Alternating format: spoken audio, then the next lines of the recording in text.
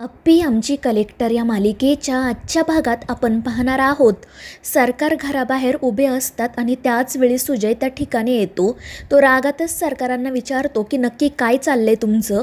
आता तुम्ही तुमची सगळी प्रॉपर्टी त्या रस्त्यावर सापडलेल्या बाळाच्या नावावर करणार आहात का. त्यावर सरकार विचारतात की सुजय नेमकं काय झाले तुला, आणि तुझी प्रॉपर्टी मी तुला दिली आहे ना, मग आत्ता काय हवंय तुला. त्यावर सुजय म्हणतो की खरं तर मी आधीच माझी प्रॉपर्टी माझ्या नावावर करून घेतली, हे बरंच झालं. नाहीतर तुम्ही तीसुद्धा त्या रस्त्यावर सापडलेल्या पोराच्या नावावर केली असती. आणि मी तुम्हाला या आधीसुद्धा सांगितलं होतं की ते पोरगं या घरात राहता कामा नये. त्या दिवशी तर तुम्हाला माझं बोलणं पटलं होतं ना. मग आता अचानक काय झालं. एक गोष्ट लक्षात ठेवा की जर ते पोरगं या घरात राहणार असेल तर ते मला अजिबात चालणार नाही. त्यावर सरकार त्याला समजवण्याचा प्रयत्न करतात की अरे लहान बाळ आहे ते, एवढं तरी समजून घे. पण सुजा काही ऐकायला तयारच नसतो. तो म्हणतो की एवढी वर्ष तर तुम्ही दादाला मूल दत्तक घेऊ दिलं नाही, मग आता तुम्हाला त्याचा एवढा पुळका का आलाय. त्यावर सरकार म्हणतात की त्यावेळी माझ्या हातून मोठी चूक झाली. मी आयुष्यभर त्याला आणि त्याच्या बायकोला त्रास दिला, पण आता मला माझी चूक लक्षात आली आहे आणि मला वाटेल तेवढा पैसा ओतावा लागला ना तरीही चालेल, पण मी त्या बाळाला आता या घरातून जाऊ देणार नाही. आणि त्यावर सुजय त्यांना धमकी देत म्हणतो की ठीक आहे, मग उद्या जर तुम्ही त्या बाळाला घरात थांबवण्यासाठी काही बोललात तर मी सुद्धा अर्जाला तुम्ही जे काही केलं आहे ते सांगेल. आणि ते ऐकून सरकार म्हणतात की अरे हे काय चाललंय तुझं, प्रत्येक वेळी मला त्या कारणावरून धमकी देण्याची गरज आहे का. त्यावर सुजा म्हणतो मग माझ्याकडे दुसरा कोणता मार्ग आहे. तुम्हाला लागलाय म्हातारचळ, तुम्ही कमावलेली ही प्रॉपर्टी मी तुम्हाला त्या रस्त्यावरच्या पोरावर उधळून देणार नाही.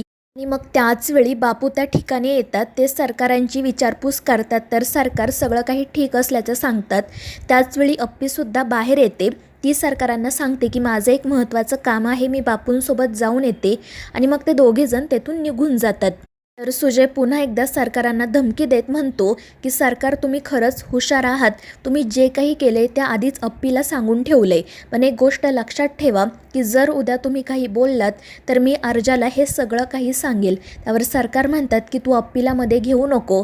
पण सुजय म्हणतो की मी नाही तर तुम्हीच तिला मध्ये घेतलं आहे. आता फक्त एवढंच लक्षात ठेवा की जर तुम्ही उद्यामध्ये काही बोललात तर मग मी सुद्धा बोलेल. आणि मग तो तेथून निघून जातो. तर दुसरीकडे बापू अप्पीला विचारतात की नक्की काय झालं, तुम्हाला असं अचानक का बोलावून घेतलं. त्यावर अप्पी रडतच म्हणते की बापू मला तुमच्याशी खूप काही बोलायचं आहे. त्यावर बापू विचारतात अगं नक्की काय झालं.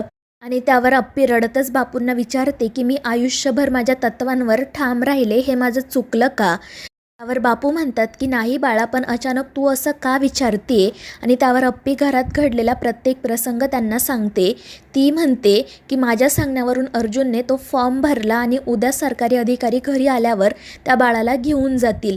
आणि बाळ घरातून गेल्यावर स्वप्नील सरांचं रुपालीताईंचं कसं होईल. आज मी दिवसभर विचार केला तेव्हा मला वाटलं की माझं खरंच चुकलं.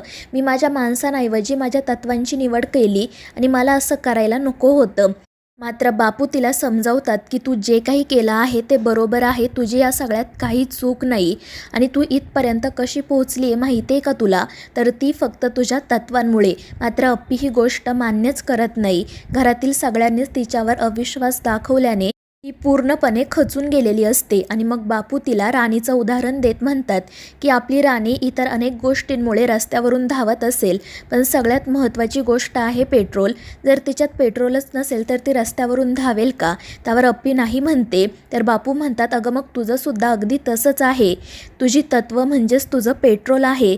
जर तीच नसतील तर मग तू तरी काम कसं करणार. त्यावर अप्पी म्हणते की बापू ते सगळं ठीक आहे, पण उद्या बाळ घरातून जाणार. त्यावर बापू म्हणतात की असं काही होणार नाही, उद्या सगळं काही ठीक होईल, तू विश्वास ठेव. तर दुसरीकडे अर्जुन एकटाच बाहेर झोपलेला असतो.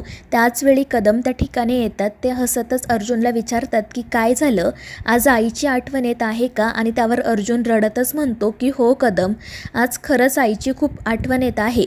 मग पुढे तो म्हणतो की तुम्हाला आठवतंय का, मी जेव्हा लहान होतो तेव्हा दर मंगळवारी आपल्या गावात लाईट जायची, तेव्हा मला खूप भीती वाटायची आणि मग मी पळतच जाऊन आईच्या कुशीत शिरायचो. तिच्या मायेची ऊब मिळाली की माझी भीती दूर पळायची. आजही मला तिच्याच कुशीत जावंसं वाटत आहे. आणि त्यावर कदम म्हणतात, म्हणजे आज पण तुला भीती वाटत आहे का? त्यावर अर्जुन म्हणतो, हो कदम, उद्या ते अधिकारी येणार, बाळ आपल्या घरातून जाणार, पुढे कसं होणार मला काहीच कळत नाही आहे. असं वाटते की या सगळ्यामध्ये चूक माझी आहे. पण कदम त्याला समजावतात की अर्जुन असं काही नाही आहे, आणि जर तूच असा खचून गेला तर मग अप्पीला, स्वप्नीलला, या घराला आधार कोण देणार? त्यावर अर्जुन हसतच म्हणतो की मी काही कोणाला आधार देणार कदम, आणि तुम्हाला माहिती आहे ना माझी ही अवस्था का झाली आहे ते? त्यावर कदम म्हणतात, हो तुझ्या बाळामुळे ना? आणि त्यावर अर्जुन म्हणतो, हो कदम, आयुष्यभर मी नियती केलं, पण शेवटी या नियतीने मला काय दिलं तर काहीच नाही. आणि त्यावर कदम म्हणतात की तू जास्त विचार करू नको, सगळं काही उद्या ठीक होईल. मात्र अर्जुन म्हणतो की नाही कदम, काहीच ठीक होणार नाही, आणि मग तो तिथून जाण्यासाठी निघतो. पण कदम त्याला सांगतात की जरी तुझा नियतीवर विश्वास नसेल ना, तरी माझा नियतीवर विश्वास आहे, उद्या बाळ घरातून कुठेही जाणार नाही. तर दुसरीकडे जेव्हा स्वप्नील त्याच्या रूममध्ये जातो तेव्हा बाळ झोपलेले असते. रुपालीसुद्धा त्याच्या पाळण्याजवळच झोपी जाते, आणि त्या दोघांना बघून स्वप्नीलला आनंद होतो. तो त्यांचा एक फोटो काढतो. तर दुसरीकडे सुजयसुद्धा अस्वस्थ होऊन त्याच्या रूममध्ये फेऱ्या मारत असतो. पिऊ त्याला काय झालं आहे ते विचारते. तर सुजय म्हणतो की मी आता फक्त उद्याची वाट बघत आहे, उद्या नेमकं काय होतंय ते बघायचंच आहे मला. तर इकडे सरकारही त्यांच्या कुटुंबाचा फोटो घेऊन त्यावरून हात फिरवत बसलेले असतात.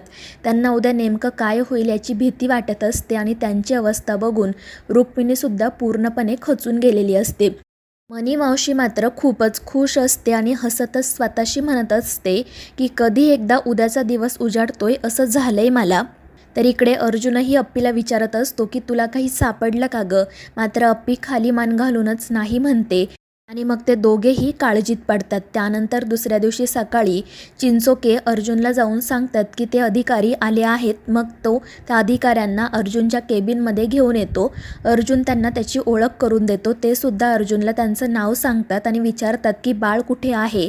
त्यावर अर्जुन सांगतो की माझ्या घरी आहे, आणि ते ऐकून त्या मॅडमला खूप आनंद होतो. त्या म्हणतात की बरं झालं तुम्ही बाळाला तुमच्या घरी घेऊन गेलात. त्यावर अर्जुन त्यांना सांगतो की जेव्हापासून बाळ घरात आलं आहे ना, तेव्हापासून घरातील वातावरणच पूर्णपणे बदलून गेलं आहे. सगळेजण खूप आनंदात आहेत. आणि त्यावर त्या मॅडम म्हणतात की ही तर चांगली गोष्ट आहे, आता आपण लगेच तुमच्या घरी जाण्यासाठी निघू. मात्र अर्जुन त्यांना थांबवत म्हणतो की जर बाळ आमच्याच घरी राहिलं तर चालणार नाही का? आणि अर्जुनचा तो प्रश्न ऐकून ते दोन्हीही अधिकारी आश्चर्याने एकमेकांकडे बघतात. ते अर्जुनला विचारतात, म्हणजे बाळ तुम्हाला तुमच्या घरीच ठेवायचं आहे का? त्यावर अर्जुन म्हणतो, तसं नाही, पण बाळाचा सगळ्यांनाच लळा लागला आहे, आणि एखाद्या अनाथ आश्रमात बाळाची ज्या पद्धतीने काळजी घेतली जाईल त्यापेक्षा जास्त काळजी घरात घेतली जाईल. त्यावर ते अधिकारी म्हणतात की ते सगळं बरोबर आहे, पण जर तुम्हाला बाळ दत्तक घ्यायचं असेल तर तुम्हाला कायदेशीर प्रक्रिया पूर्ण करावी लागेल, आणि तोपर्यंत बाळ अनाथ आश्रमातच राहील. आणि त्यांचं हे बोलणं ऐकून अर्जुनला पुढे काही बोलताच येत नाही, आणि मग तो त्यांना घेऊन घरी जाण्यासाठी निघतो.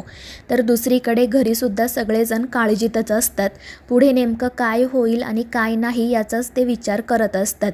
तर मनी मावशी मुद्दाम रुपालीकडून बाळाला घेते आणि नाटक करत म्हणते की रुपाली, किती गोंडस बाळ आहे ग तुझं, पण पुन्हा कधी याला हातात घेता येईल की नाही काय माहीत, मला तर वाटते नाहीच घेता येणार. आणि ते ऐकून रुपाली घाबरून विचारते की म्हणजे काय म्हणायचे तुला, माझं बाळ कुठे जाणार आहे? आणि ती खूप पॅनिक होते. त्यावर अप्पी म्हणते की नाही रुपालीताई, बाळ कुठेही जाणार नाही.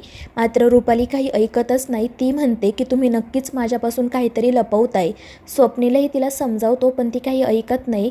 आणि मग अप्पी म्हणते की फक्त हिरकणी योजनेअंतर्गत काही अधिकारी घरी येणार आहेत बाळाची तपासणी करायला, बाकी काहीच नाही. आणि त्यामुळे रुपाली शांत होते. तर स्वप्नील तिला सांगतो की जा बाळाला छान तयार करून आण. आणि मग रुपाली बाळाला घेऊन आतमध्ये जाते. तर मनी मावशी आणि सुजय पुन्हा एकदा अप्पीला टोमणे मारायला सुरुवात करतात. तर सुजयही म्हणत असतो की माझा अपर्णावर अजिबातच विश्वास नाही. त्यामुळे अपर्णाला खूप वाईट वाटतं, आणि त्याचवेळी अर्जुन त्या अधिकाऱ्यांना घेऊन घरी येतो. तर मित्रांनो, या मालिकेच्या पुढील भागांच्या अपडेट्ससाठी आपल्या चॅनेलला सबस्क्राईब करा.